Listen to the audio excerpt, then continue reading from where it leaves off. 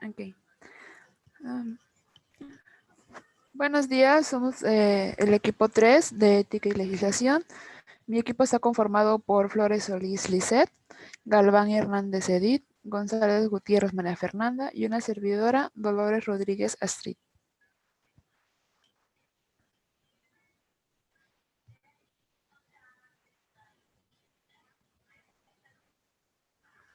Bueno, comenzamos con lo que es el género. El género se refiere a los conceptos sociales de las funciones, comportamientos, actividades y atributos que cada sociedad considere apropiados para los hombres y las mujeres. Las diferentes funciones y comportamientos pueden generar desigualdades de género, es decir, diferencia entre los hombres y las mujeres que favorecen sistemáticamente a uno de dos grupos. Esta declaratoria es por la OMS. Bueno, ¿cuál es la diferencia entre el sexo y el género? El sexo es lo biológico, se refiere a las características biológicas, anatómicas, fisiológicas y cromosómicas de los seres humanos, lo que los definen como hombres o mujeres al nacer. Y el género es el conjunto de ideas y creencias, atribuciones sociales que se construyen en cada cultura y momentos históricos con base a la cultura diferencial sexual. Entonces aquí encontramos la diferencia de que el sexo va a ser lo biológico por el cual nacemos todos y el género va a ser dependiendo de las creencias y atribuciones que tengamos conforme vamos creciendo. Bueno, la identidad de género. El género es el género que cada persona siente independientemente de que haya nacido hombre y mujer. En la actualidad hay muchos estudios que abarcan sobre la identidad de género, se definen cada vez en personas menores de edad o a más temprana edad. Eso también se lo deriva mucho, por ejemplo, por todos los conservadores y alimentos que consumimos. Muchos científicos lo desglosan a que eso también difiera en lo que es el género o en la identidad. Bueno, dentro de las identidades del género, ¿no?, tenemos lo que es la persona trans, que es la persona que se identifican con un género diferente al asignado al nacer. O sea, expresan su identidad de género de manera no normativa, transexuales, transgénero, transvestis, queer, género fluido, género no binario, entre otros. Como primero tenemos lo que son los transexuales. Estas personas su identidad de género es diferente del género asignado al nacer. Existen muchas maneras de vivir y sentir la transexualidad. Algunas personas transexuales consideran necesario transformar su cuerpo a través de tratamientos hormonales o cirugías de reasignación sexual. Como lo hemos visto, o sea, actualmente muchas personas ya se realizan lo que es la vaginoplastía, lo que es el aumento de glúteos y mamas, lo que es la vulvovaginoplastia y algunas otras operaciones, la reconstrucción de pene, la faloplastía, que es para la reconstrucción de mujeres a hombres. Tenemos lo que es una persona transgénero. Esta es una persona que cuestiona los roles masculinos y femeninos, impuesto que desde el nacimiento deciden construirse de forma opuesta o diferente a lo establecido socialmente. Es decir, muchas personas que nacen siendo hombres y prefieren el rol femenino, se realizan los cambios necesarios desde temprana edad para poder ser mujeres. Y dentro de los transformistas, estas son personas que asumen roles de géneros opuestos. Es decir, los hombres tienen conductas, atuendos y estilos femeninos contrarios a su propio género, pero el caso de los transformistas siguen siendo hombres, o sea, no se realizan las cirugías. Las personas transvestis son personas que expresan su género de manera permanente a través de la utilización de prendas de vestir, actitudes sociales y culturalmente consideradas propias del género. Esas personas sí se realizan todo lo que es un cambio completo de sexo.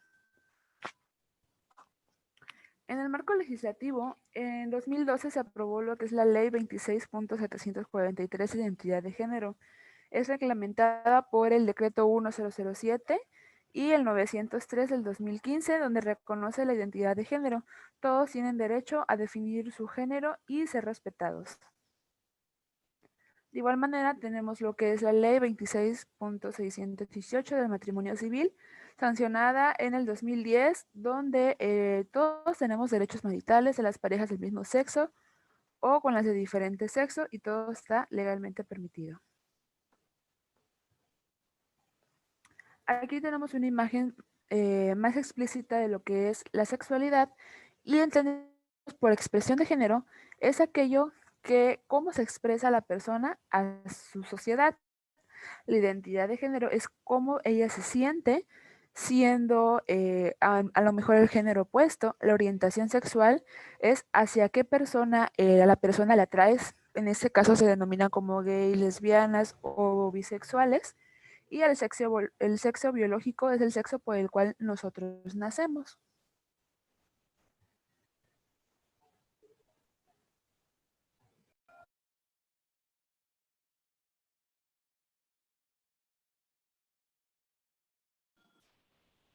Bueno, como tal, la equidad se caracteriza por el uso o esta se caracteriza por reconocer el derecho de cada uno, utilizando la equivalencia de ser iguales ante la ley. Bueno, ¿qué es? Es una cualidad que consiste en dar a cada uno lo que se merece, en función de los requisitos o condiciones. No es dar a todos lo mismo, sino es dar cada uno una parte equitativa que sea justa.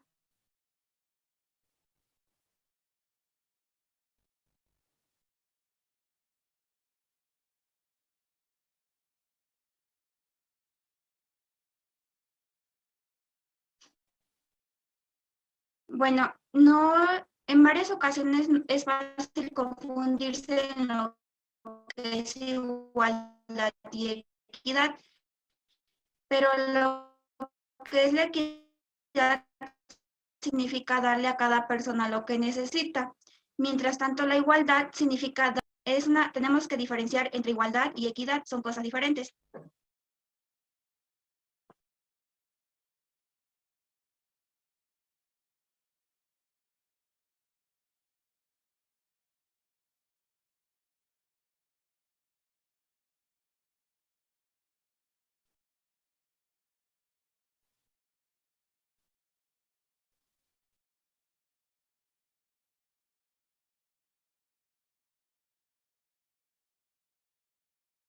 La equidad en derecho es la que está imprentada por la ley, sino que esta impide la aplicación de la ley que pueda, en algunos casos perjudica a algunas personas, ya que es para lo justo, en la medida de lo posible, y complementa la ley llenando los vacíos encontrados en ella.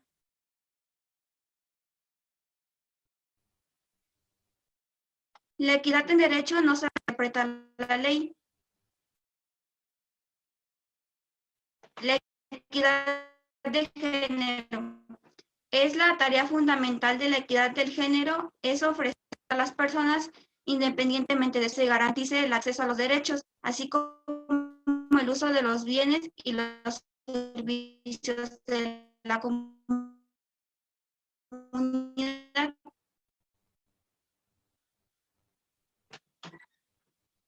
No vengo. Bueno, en la equidad social es la aplicación de los derechos y obligaciones de manera justa y equitativa a las personas, independientemente de la clase social a la que pertenezca. Por ejemplo, es ofrecer educación a los individuos sin distinción de sexo, clase social, religión u otro.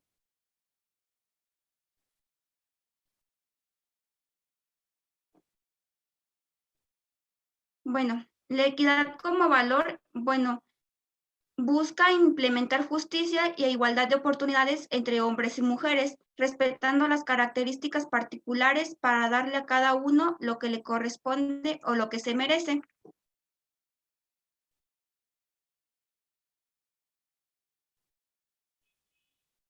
Bueno, la equidad tuvo un papel fundamental en el desarrollo del derecho romano, que se caracteriza por el formalismo, la oralidad y la rigidez, aplicando la igualdad aritmética en un lugar de equidad.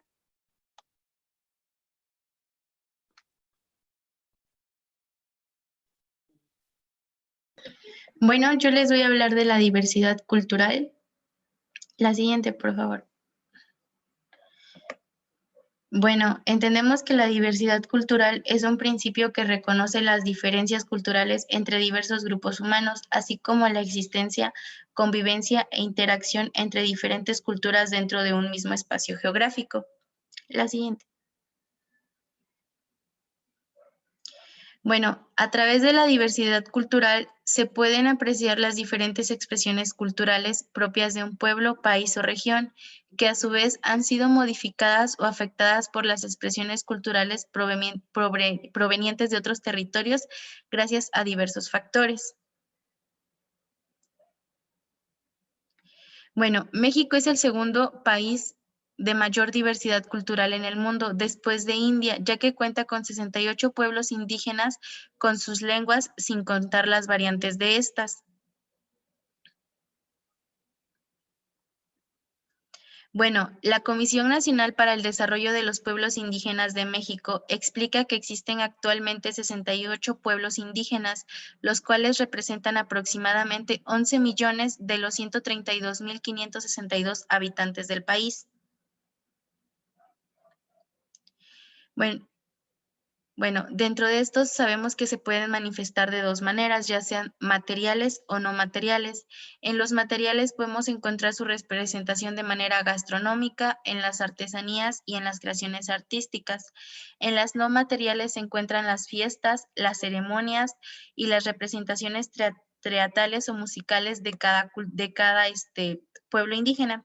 Esto se relaciona también con una identidad cultural forjada por la conservación de distintos saberes, creencias, ritos, tradiciones e historias transmitidas de manera generacional. Bueno, dentro de la diversidad lingüística encontramos que el patrimonio lingüístico de México se conforma por 11 familias lingüísticas, 68 lenguas propias y 364 variantes. Dichas lenguas son habladas por aproximadamente 7 millones de habitantes, lo que convierte a México en el país con mayor población hablante de lenguas indígenas en América. El problema que presentan estas lenguas es que ante la cercanía y presencia del uso del español hay un alto riesgo de desaparición para la mayoría de estas lenguas. Por otro lado, también son considerados bienes inmateriales pero lingüísticos las crónicas, las leyendas y la herencia literaria en general.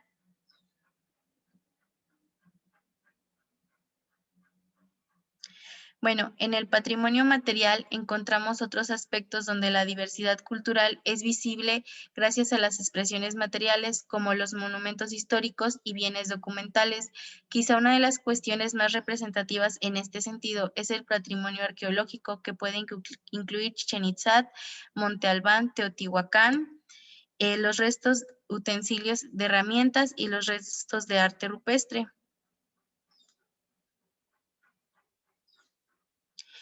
Bueno, dentro de esto también encontramos la protección de la diversidad cultural, que México ha sido reconocido como un país pluriétnico y pluricultural. No obstante, ante los constantes cambios socioeconómicos y los procesos de modernización, los pueblos indígenas y la riqueza cultural que es representativa del país ha estado constantemente amenazado.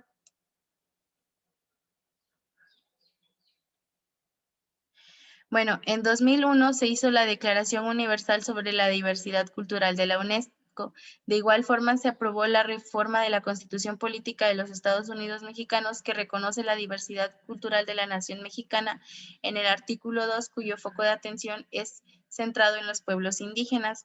En el 2003 se aprobó la Ley General de los Derechos Lingüísticos de los Pueblos Indígenas, que permite la creación del Instituto Nacional de Lenguas Indígenas y la reforma a la Ley General de Educación, promoviendo la enseñanza de la pluralidad lingüística de la nación y el respeto de los derechos lingüísticos.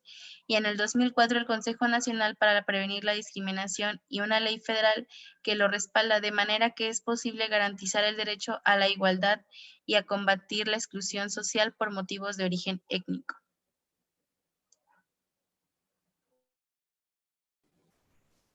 A continuación, el tema que presentaré será emergencias en salud.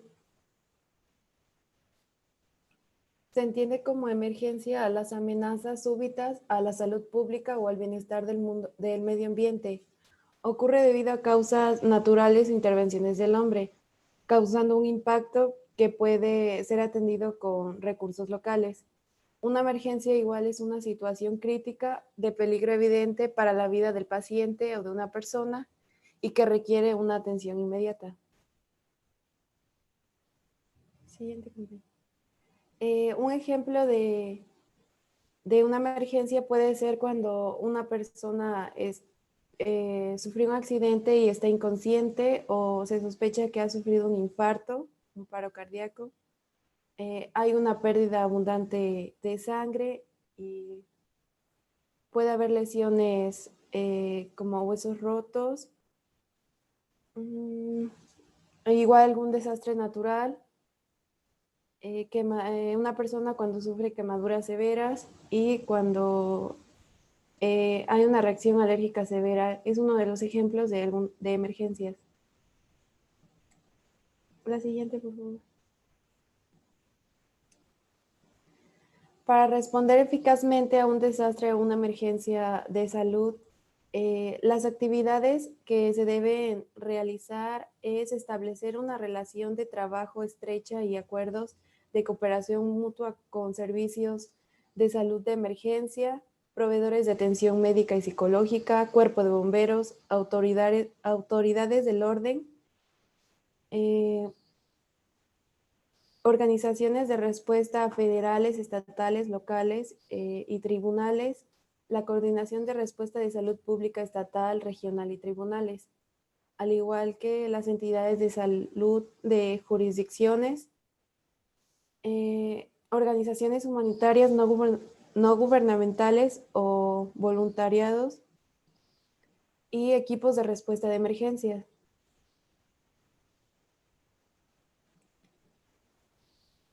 Los principios de preparación para atender una emergencia en salud pública se deben elaborar planes, protocolos y directrices para relaciones públicas y comunicaciones de riesgo. Proceder con la clasificación de recursos y la acreditación de personal, recursos y activos para la respuesta de emergencias. Asegurar que el personal de salud pública de su departamento esté capacitado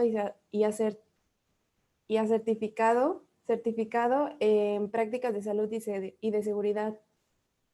Participar en evaluaciones de riesgo y de peligros en las localidades o lugares en donde se puedan presentar, adquirir los recursos y ampliar la capacidad según se necesite para llevar a cabo las misiones básicas de salud pública y elaborar planes y protocolos que sean compatibles con los que utilizan otras agencias y organizaciones de respuesta. Siguiente, por favor. Cuando se tiene una emergencia, se debe dar respuesta inmediata dentro de las 0 a 2 horas, que como número 1 es evaluar la situación, 2, conectar al personal clave, establecer los objetivos de la fase inicial de respuesta de salud, así como el plan de atención, asignar personal de salud pública al centro de operaciones de emergencia, asegurar que haya establecido y revisado un plan de salud y seguridad, establecer la comunicación con organizaciones médicas y de salud clave, iniciar las actividades de comunicación de riesgo, incorporar la asesoría legal en las respuestas de emergencias y documentar todas las actividades de respuesta. Eso sería todo de nuestra parte. Aquí están las referencias bibliográficas.